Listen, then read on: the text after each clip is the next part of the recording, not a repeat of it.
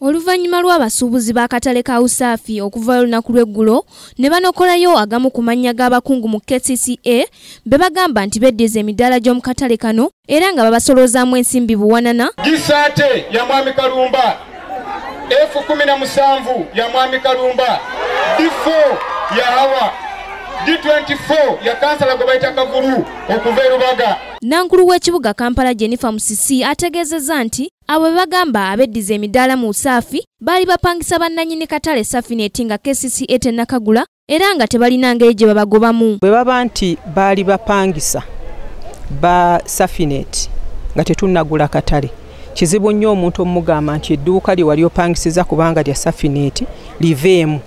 Tolaba, so bwe baba nti baagafuna nga bali under Safinet, sirowooza nti wabeerawo obuzibu. Ono ayongeddeko nti akatale ka Usaafi bakagula abasuubuzi be bagoba ku nguudo basobole okufuna nabo we bakakkalabiza emirimu gyabwe. Akatale kano twakatandika okusobola okuteekamu abatembeeyi mu katale kennyini ne mu midaala, naye nga developer yali azimbyewo ne facilities endala ez'okupangisibwa okusobozesa akatale okukula nga taxi park, banka, offices n'amaduuka amanene n'amatono, nga bino byakusikiriza business community gye ekolere mu kitundu nga n'abakatale bwe bakola. Wabula bo abasuubuzi b'omu katale kano bagamba babasuubiza okubawa ennamba z'emidaala era ne babasasuza n'ensimbi naye na guno gwaka tebazifunanga, wabula KCCA eyongeza bwongeza nsimbi za bupangisa mu ngeri etali nnambulukufu. Olunaku lwe bakulawo akatale ka Usaafi lwe natandika okukolera soosangamu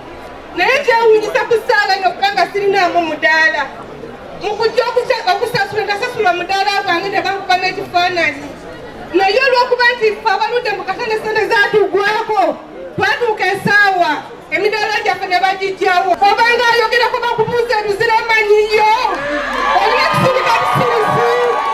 Akatale ka Usaafi kagulwa gavumenti ensimbi ezisoba mu buwumbi 3 abatembeeyi abagobwa ku nguudo basobole okukakoleramu. Ku lwa Kingdom TV, Nasaka Joweria amalindirire. This is Kingdom TV.